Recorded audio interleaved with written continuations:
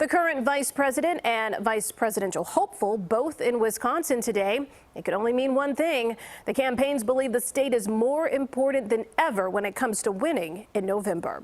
CBS 2 political investigator Dana Kozlov is live with the messages Vice President Mike Pence and Senator Kamala Harris had for voters to the north. Dana.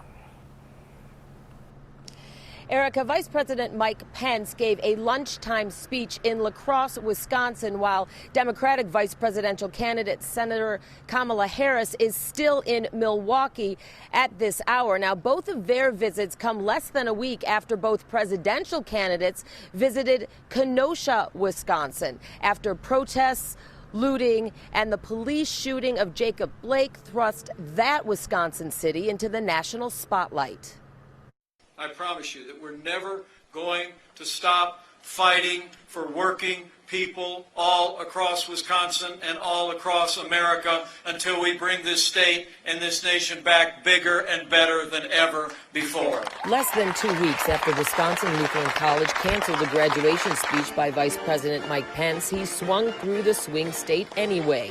The vice president spoke to a group at Dairyland Cooperative in La Crosse, touting President Donald Trump's pre-coronavirus jobs record, stressing his commitment to fighting the virus and promising a vaccine by the end of the year. At the president's direction, we're actually manufacturing vaccines even as we speak, so that the moment that the FDA says that we have a safe and effective coronavirus vaccine, we'll have tens of millions of doses available for the American people. But Vice President Pence didn't discuss criticism the Trump administration mishandled the pandemic response.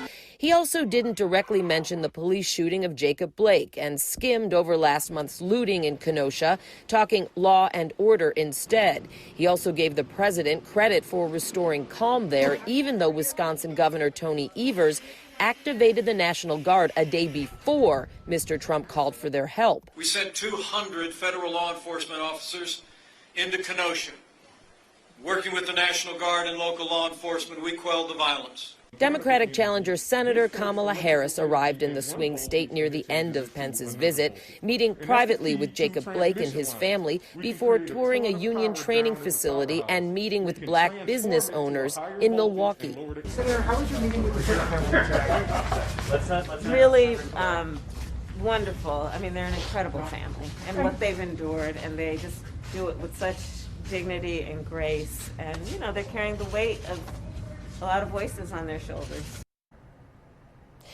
Senator Harris's roundtable discussion just got underway about a half an hour ago, later than expected. She did bring up the importance of the dignity of work and also bolstering small businesses. I should point out that both La Crosse counties and Milwaukee County went to Hillary Clinton back in 2016, even though the entire state of Wisconsin went to President Donald Trump by just 1%. So it is very likely that the turnout and the outcome in each Wisconsin county is going to be very critical to the outcome in the entire state in November. I'm reporting live. Dana Kozlov, CBS 2 News. Erica?